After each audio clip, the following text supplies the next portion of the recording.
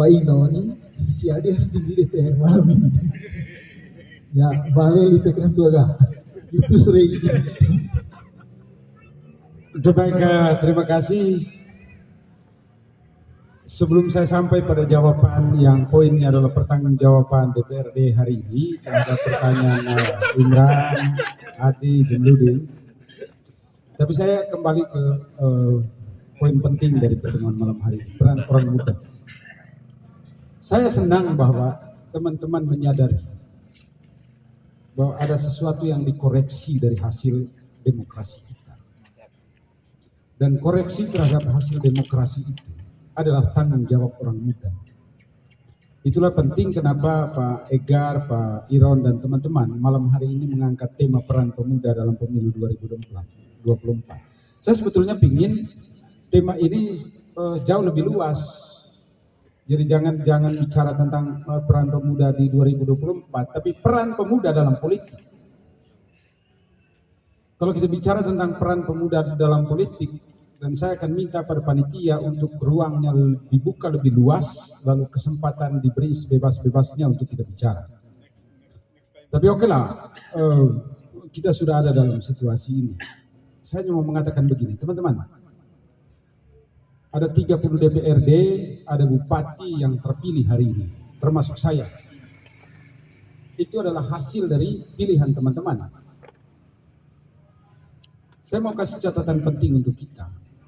Kalau kita mau menghasilkan bupati, wakil bupati, DPRD yang berkualitas, yang punya komitmen, yang punya integritas, maka itu pesannya adalah teman-teman bertanggung jawab untuk itu.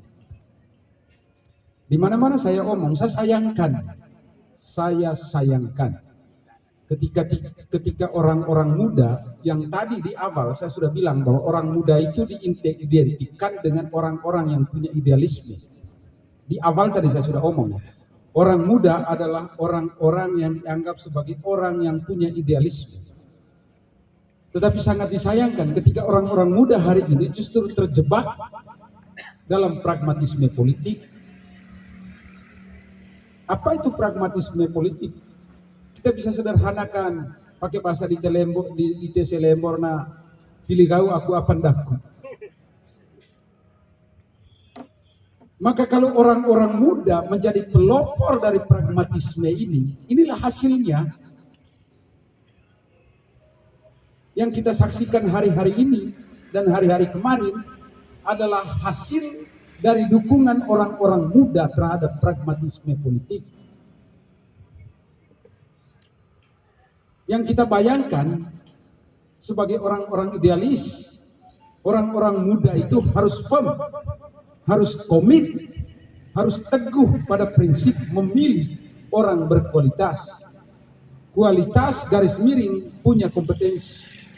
Kompetensi itu apa? Kita bicara 3 hal tadi. Tapi kalau orang-orang muda seperti teman-teman sekalian justru menjadi agen, justru menjadi kurir dari politisi duit, dari politisi beras, dari politisi kerikil.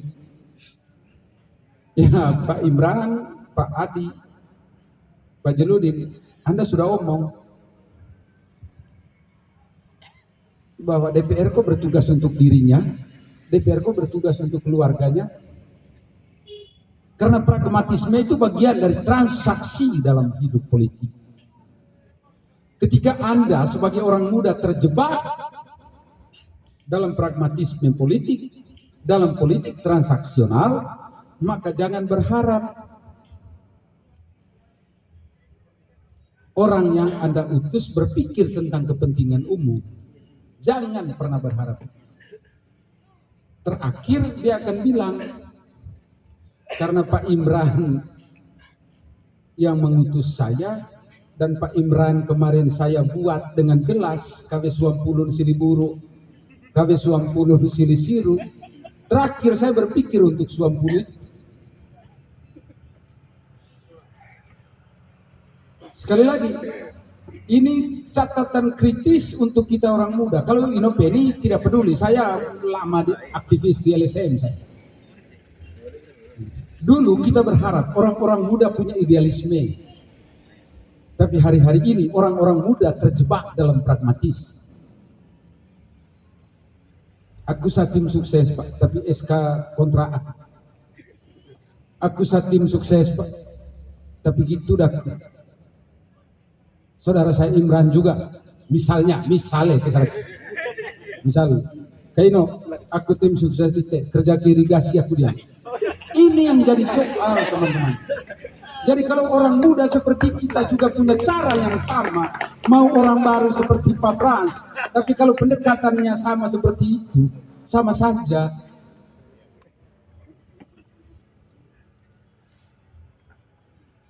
Itu satu. Terkait dengan bagaimana peran orang muda, saya berharap memang, saya berdoa, kita-kita ini yang saya yakini punya idealisme itu, bongkar ini, semoga jangan sampai orang muda menjadi kurir dari Inopeni.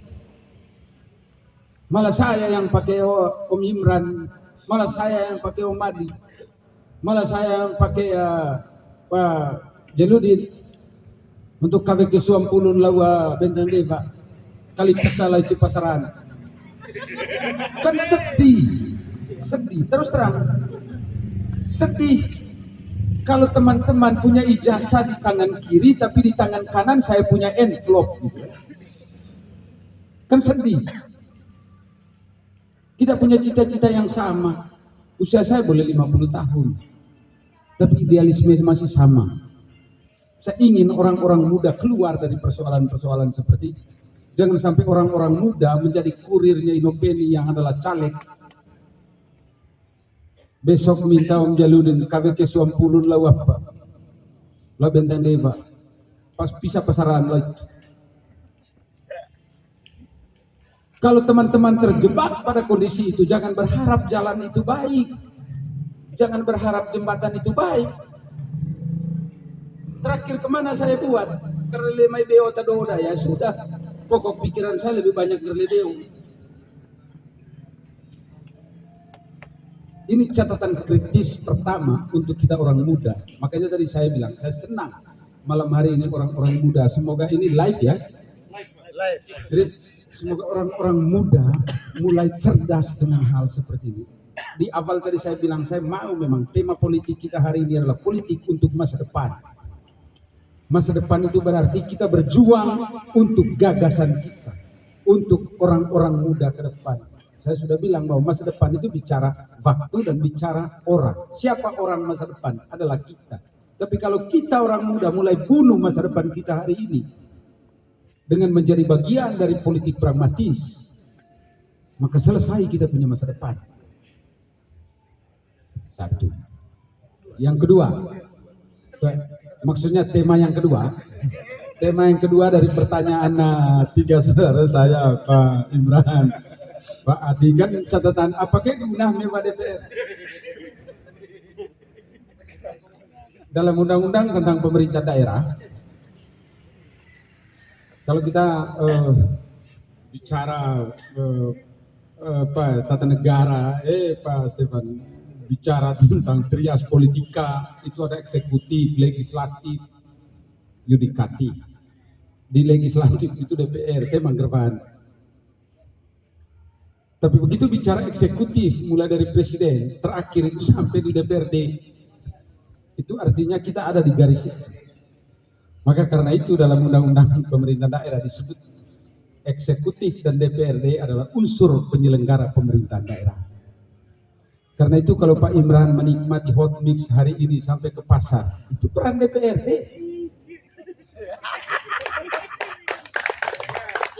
Kalau Pak Imran menikmati hot mix dari Simpang Lendo sampai pertigaan masjid, itu peran DPRD.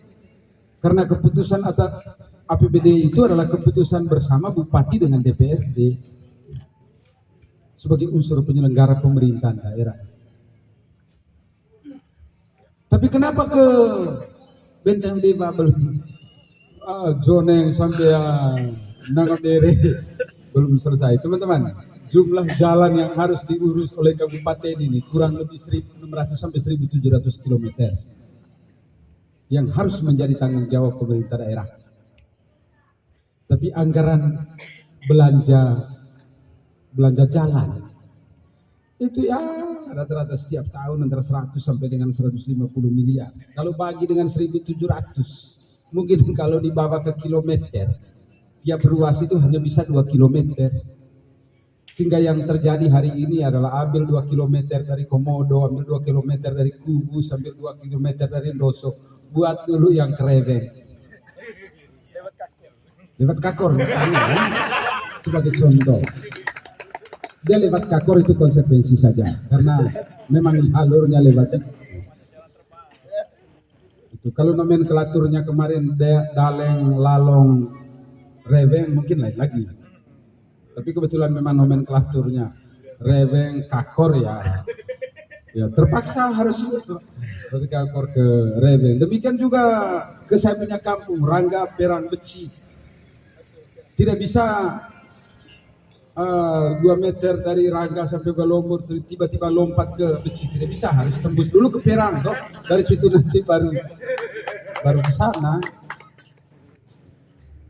Berikutnya ya ambil 2 meter lagi dari sini untuk tahun depan, ambil 2 meter lagi dari Rangga Perang Beci, ambil 2 meter dari Malvatar Nangalili, harus bawa lagi ke Kubus. Karena terus terang dari sisi kemampuan fiskal daerah kita 90% itu masih bergantung pada pusat yang namanya dana alokasi khusus, dana alokasi umum. PAD kita itu masih sangat rendah. Tahun 2023 target pendapatan asli daerah itu 333 miliar. Tapi dengan kondisi keterbatasan di sana sini ada persoalan, terutama juga terkait dengan peraturan kementerian. Ada banyak pembatasan-pembatasan yang menyebabkan pemerintah daerah tidak punya keleluasaan untuk menagih retribusi di mana-mana. Hari ini ke TNK misalnya, ke Loh Liang, kita sudah tidak punya hak lagi untuk melakukan penagihan karcis. Itu sudah dilarang oleh KLHK. Maka terkait dengan itu kita kehilangan PAD sekitar 10 miliaran lebih. Dan seterusnya, dan seterusnya. Kondisi inilah yang menyebabkan apa yang Om Imran omong, Pak Adi omong, Pak Jududin omong. Ya, sebagai unsur penyelenggara daerah, kami harus sampaikan bahwa hari ini kita punya keterbatasan kemampuan keuangan, sehingga tidak bisa semua jalan bisa diurus. Jangan disimpulkan karena tidak bisa diurus maka dianggap DPRD tidak ada. Kan itu. Bahwa mau pilih yang baru itu hak Anda. Tapi tidak memilih yang baru karena kesimpulan seperti itu juga salah. Maka saya anggap Anda tidak cerdas dalam politik kalau begitu. Oke, terima kasih. Saya harus klarifikasi yang Akbar omong tadi ya. Saya tidak mengatakan caleg jadi kurir, ya. Tolong dengar. Saya tidak mengatakan calegnya jadi kurir. Orang muda, teman-teman yang justru jadi kurir dari caleg, itu yang saya kritik.